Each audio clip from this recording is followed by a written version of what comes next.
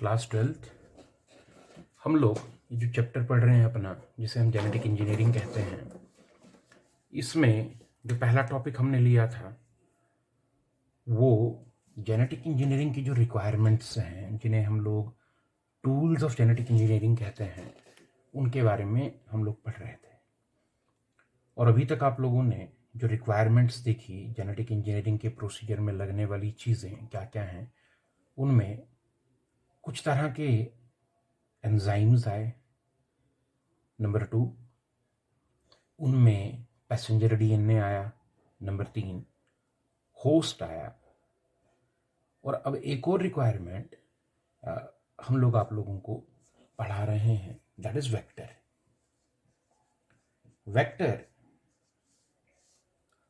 Genetic engineering में use होने वाला एक टूल है, एक रिक्वायरमेंट है, जिसके बिना जेनेटिक इंजीनियरिंग का जो प्रोसीजर है वो कंप्लीट नहीं हो सकता। अभी वेक्टर होता क्या है?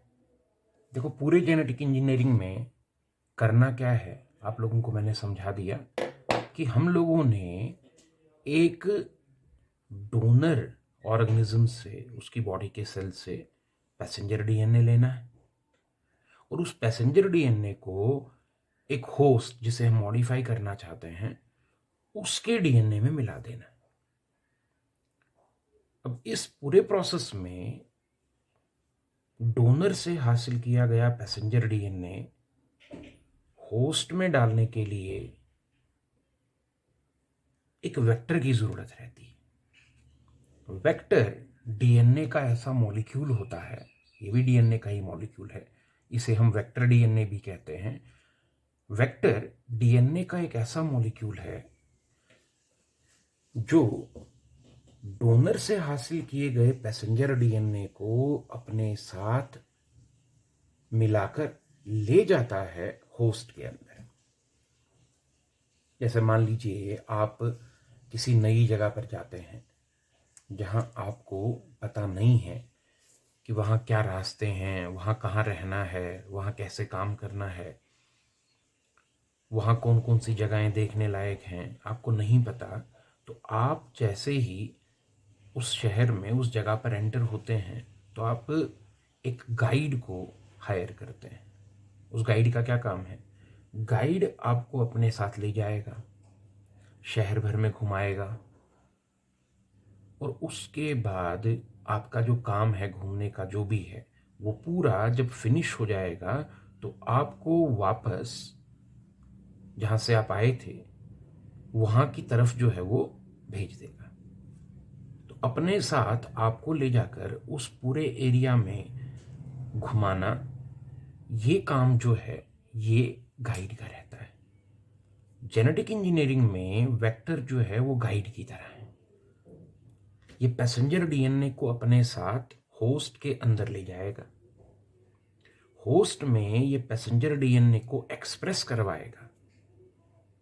और एक और बड़ी इंपॉर्टेंट चीज यहां देखने वाली है कि होस्ट जब रेप्लिकेट करेगा, जब डिवाइड करेगा, तो वेक्टर पैसेंजर डीएनए को उस होस्ट के साथ साथ रेप्लिकेट करवाएगा। बिना वेक्टर के पैसेंजर डीएनए का होस्ट में घुसना, एक्सप्रेस होना, काम करना मुश्किल हो जाएगा। इसीलिए कहा कि वेक्टर जो है यहां पैसेंजर डीएनए के लिए होस्ट में एक गाइड का काम करता है। और पिछले लेक्चर में ही आपको ये बता दिया गया था कि इसीलिए हम डोनर में से जब पैसेंजर डीएनए हासिल करते हैं ना, तो डायरेक्टली उसे होस्ट में नहीं डालते, पहले उसे वेक्टर के साथ मिलाते हैं, जोड़ते हैं। और जब पैसेंजर डीएनए को वेक्टर में जोड़ा जाता है तो इन दोनों की कॉम्बिनेशन से जो डीएनए मॉलिक्यूल तैयार होता है उसे रिकम्बिनेंट डीएनए कहते हैं। So what is vector? Vector is a molecule of DNA that combines with, which is combined with the passenger DNA to obtain recombinant DNA. And what is the role of this vector? Vector helps the passenger DNA to express inside host and also helps passenger DNA to replicate when the host cell divides. ताकि अगर एक host divide करके 2 बने तो दोनों में passenger DNA आ जाए। Because हम हर एक सेल को तो चेंज नहीं करेंगे ना, हम चेंज सिर्फ एक ही सेल को करते हैं। हम सिर्फ एक ही सेल के अंदर जो है अपना रिकम्बिनेंट डीएनए डालते हैं और वो बदल जाता है।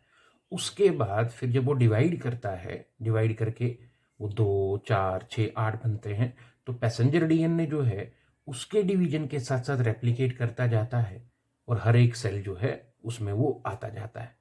तो होस्ट में पैसेंजर डीएनए को एक्सप्रेस करवाना और होस्ट जब डिवाइड करे तो पैसेंजर डीएनए को रेप्लिकेट करवाना, ये दोनों काम जो है ये वेक्टर के रहते हैं। सबसे कॉमन वेक्टर जो कुदरत ने हमें ऑलरेडी दे रखा है, कुदरती नेचुरल फॉर्म ऑफ वेक्टर जो है जिसे हम सिर्फ निकाल कर यूज करते हैं, वो प्लाज्मिड है। प्लाज्मिड आप सब बच्चों ने क्लास 11th में बॉटनी में पढ़ा हुआ है, जब आपने बैक्टीरिया पढ़ा, और ज़ूलॉजी में भी जब हम लोग अपना पहला यूनिट क्लासेस में पढ़ रहे थे रिप्रोडक्शन वाला, उसमें जो बैक्टीरियल कंजुगेशन आपको हमने पढ़ाई थी, सेक्स डक्शन और बैक्टीरियल कंजुगेशन, उसमें हमने आपको प्लाज्मिड के बारे में समझाया था।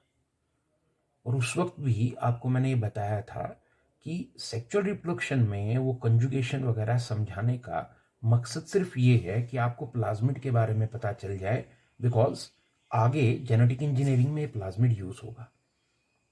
तो तकरीबन सभी बच्चों को प्लाज्मिड के बारे में पता है कि प्लाज्मिड एक सर्कुलर मॉलिक्यूल होता है डीएनए का, जो बैक्टीरियल सेल्स के अंदर, कुछ बैक्टीरियल सेल्स के अंदर पाया जाता है। ये अगर एक बैक्टीरियल सेल है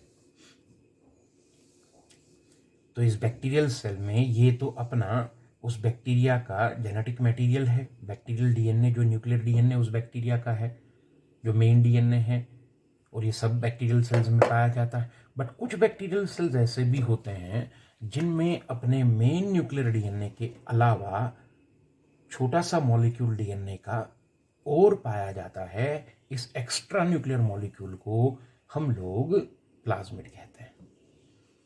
तो बैक्टीरियल सेल्स में, कुछ बैक्टीरियल सेल्स में पाया जाने वाला जो ये प्लाज्मिड है, ये एक नेचुरल वेक्टर है। इसे आप किसी भी बैक्टीरियल सेल से हासिल करके फिर उसे एज ए वेक्टर यूज कर सकते हैं। तो नेचुरल वेक्टर है हमारे पास प्लाज्मिड। आप किसी बैक्टीरियल सेल से इस नेचुरल वेक्टर को, इस प्लाज्मिड को रिमूव करेंगे और फिर पैसेंजर डीएनए जो होगा उसको इस प्लाज्मिड के साथ मिलाकर रिकम्बिनेंट डीएनए बनाएंगे और फिर उस रिकम्बिनेंट डीएनए को किसी भी होस्ट में डाल देंगे और होस्ट के अंदर ये वेक्टर आपके पैसेंजर डीएनए को ले जाएगा, एक्सप्रेस करवाएगा, और जब वो होस्ट डिवाइड करेगा तो आपके पैसेंजर डीएनए को रेप्लिकेट भी करवाएगा। जो वेक्टर लेस ट्रांसफॉर्मेशन है, सीधा पैसेंजर डीएनए को होस्ट में डाल दे बिना वेक्टर के, वो वेक्टर लेस ट्रांसफॉर्मेशन थोड़ी मुश्किल हो जाती, इसलिए वेक्टर इसमें बड़ा इंपॉर्टेंट रोल जो है वो प्ले करता है। सो वेक्टर क्या होता है और इसका क्या काम है जेनेटिक इंजीनियरिंग में, ये आप समझ चुके हैं। और कॉमनली यूज्ड वेक्टर जो है वो प्लाज्मिड है, ये आप लोगों को बताया जा चुका है। प्लाज्मिड के अलावा जो बैक्टीरियोफेज का डीएनए होता है, आप सब जानते हैं बैक्टीरियोफेज कौन होता है। बैक्टीरियोफेज वो वायरस होता है जो बैक्टीरिया को इन्फेक्ट करता है। तो बैक्टीरियोफेज का जो डीएनए है उसे भी हम लोग जेनेटिक इंजीनियरिंग में कई बार जो है वो एज ए वेक्टर यूज करते हैं। और जेनेटिक इंजीनियरिंग के कुछ ऐसे भी प्रोसेसेस हैं जहां प्लाज्मिड और बैक्टीरियोफेज का डीएनए दोनों को मिलाकर, बैक्टीरियोफेज का डीएनए और प्लाज्मिड दोनों को मिलाकर एक कंबाइंड वेक्टर बनाया जाता है जिसे फेजमिड कहा जाता है। तो चाहे तो आप अलग से कुछ जेनेटिक इंजीनियरिंग के प्रोसेसेस में खाली plasmid as a vector use होगा, कहीं कहीं बैक्टीरियोफेज का DNA as a vector use होगा, कहीं कहीं बैक्टीरियोफेज का डीएनए और प्लाज्मिड दोनों को मिलाकर एज ए वेक्टर यूज किया जाएगा जिसे फेजमिड कहते हैं। इसके अलावा कॉस्मिड भी एक जेनेटिक इंजीनियरिंग में यूज होने वाला वेक्टर है जो तैयार किया गया है आर्टिफिशियली कॉस्मिड को कैसे बनाना है, ये भी प्लाज्मिड और बैक्टीरियोफेज के डीएनए से ही बनता है, फेजमिड की तरह। बट इसमें प्लाज्मिड में बैक्टीरियोफेज का पूरा डीएनए नहीं मिलाया जाता। बैक्टीरियोफेज के डीएनए में एक खास टुकड़ा ऐसा होता है जिसे कॉस साइट या कोहेसिव साइट कहते हैं। तो बैक्टीरियोफेज के डीएनए में से वो कॉस या कोहेसिव साइट लेके प्लाज्मिड में मिलाकर कॉस्मिड बनाया जाता है।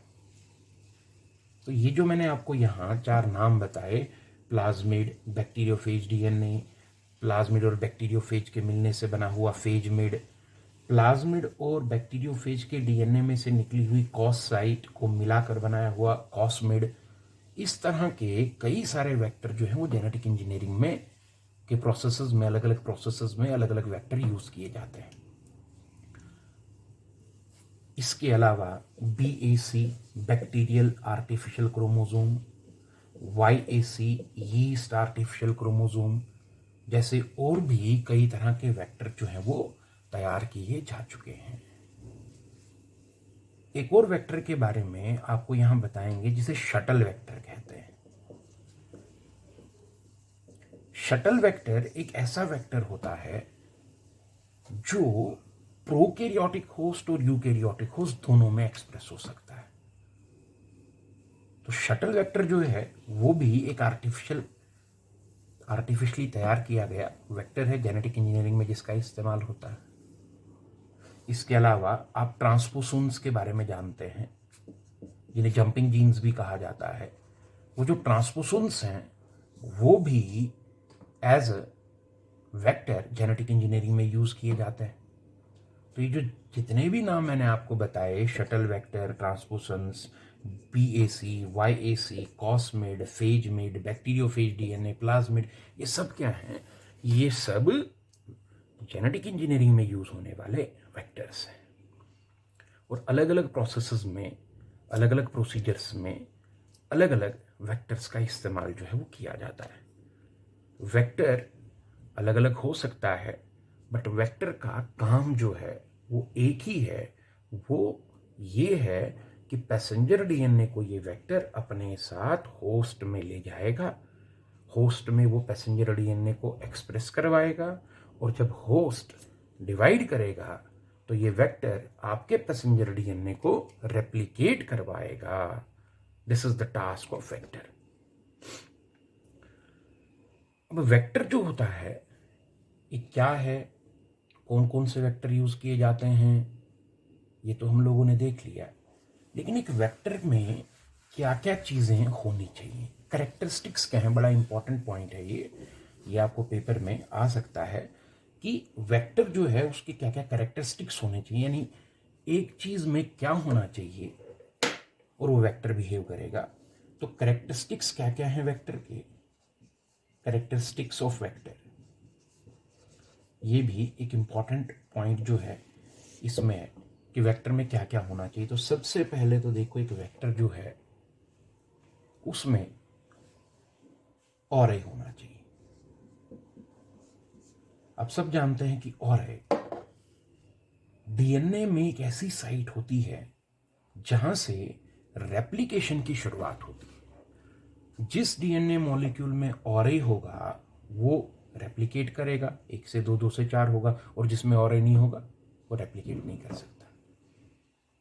अब क्योंकि वेक्टर को, पैसेंजर डीएनए को होस्ट के अंदर वेक्टर ने क्या करना है, होस्ट के अंदर वेक्टर ने अपने साथ मिले हुए पैसेंजर डीएनए को रेप्लिकेट करवाना है। ये तभी मुमकिन होगा जब वेक्टर में ऑरे मौजूद होगा, ऑरे साइट मौजूद होगी। सो वेक्टर बिना ऑरे के नहीं हो सकता, वेक्टर में ऑरे होना चाहिए, और ऑरे वो साइट होती है जिसकी वजह से वेक्टर रेप्लिकेट कर पाता है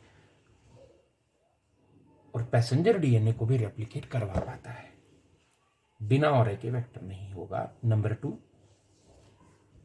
पैलिंड्रोम। ऑलरेडी हम पढ़ चुके हैं कि पैलिंड्रोम वो साइट होती है जहां पर रेस्ट्रिक्शन एंडोन्यूक्लियस एक्ट करता है। अब क्योंकि यहां हमें पैसेंजर डीएनए को वेक्टर में जोड़ के रिकम्बिनेंट डीएनए बनाना है, ये तभी पॉसिबल होगा जब वेक्टर को रेस्ट्रिक्शन एंडोन्यूक्लियस से काटा जाएगा, तभी तो वेक्टर जो है वो पैसेंजर डीएनए में जुड़ेगा। और रेस्ट्रिक्शन एंडोन्यूक्लियस क्योंकि पैलिंड्रोम पे एक्ट करता है, इसीलिए वेक्टर में जरूरी है कि पैलिंड्रोम साइट हो। वेक्टर की पैलिंड्रोम साइट पे रेस्ट्रिक्शन एंडोन्यूक्लियस एक्ट करेगा और वेक्टर को खोल देगा। सेम उसी रेस्ट्रिक्शन एंडोन्यूक्लियस से हमने पैसेंजर डीएनए भी काटा होगा और फिर हम पैसेंजर डीएनए को कटे हुए वेक्टर में जोड़ेंगे और रिकम्बिनेंट डीएनए बन जाएगा। तो पैलिंड्रोम के बिना वेक्टर नहीं हो सकता, ऑरआई के बिना वेक्टर नहीं हो सकता। एक और इंपॉर्टेंट चीज जो वेक्टर में होनी चाहिए, दैट इज सिलेक्टेबल मार्कर।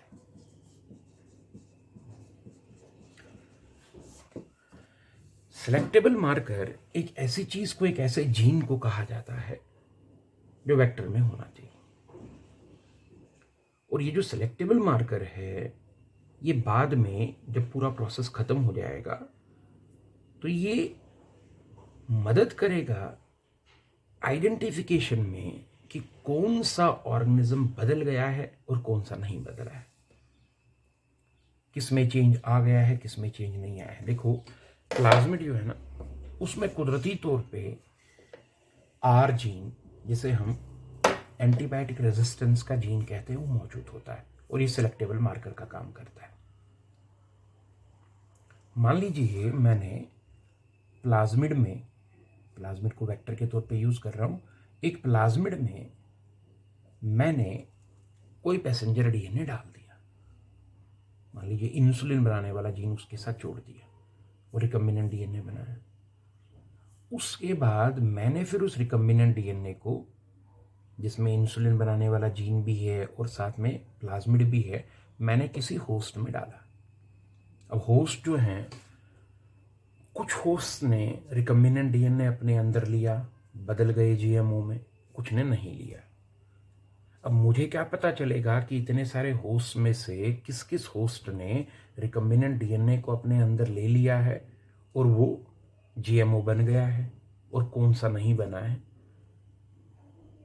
इस पूरे प्रोसेस के खत्म होने के बाद हम क्या करते हैं, हम होस्ट के ऊपर एंटीबायोटिक छिड़क देंगे।